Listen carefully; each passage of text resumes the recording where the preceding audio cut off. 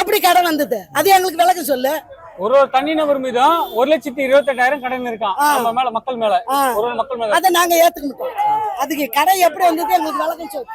எப்படி விளக்கம் சொல்லிட்டு எங்களுக்கு என்ன செஞ்ச, எப்படி கடன் வந்தது அது எங்களுக்கு விளக்கம் சொல்லிட்டோம். இப்ப இந்த மாசம் 1000 ரூபாய் நாங்க கேட்கலையே, பெரிய பஸ்ன்னு விட்டேன். பெரிய பஸ் மக்கள் எங்க வந்து நிக்குதுங்க. ஒரு நிகழ பார்த்து வர மாட்டேன் கிடையாது. எங்க கொண்டு போய் வச்சிருக்கோம். வாசலுக்கு நீ ஆச்சு ஆள்ற, அதை நாங்க என்ன பொறுப்பு? எங்களுக்கு நல்லது செய்ப்பா, நாங்க ஏத்துக்கிறோம். இப்ப ஓட்டு கொடுத்த பணமும் இப்ப அந்த இலவசம் நீ நம்ம மேல வந்து 1,20,000 கடனை அதை நாங்க கேட்கல. நீயே போட்டுட்டு நீ 10 ரூபா செலவு பண்ணுவ, 1000 கோடி எங்க மேல கடன் சமத்த நாங்க ஏத்துக்குமா? எங்களுக்கு தேவையில்லை.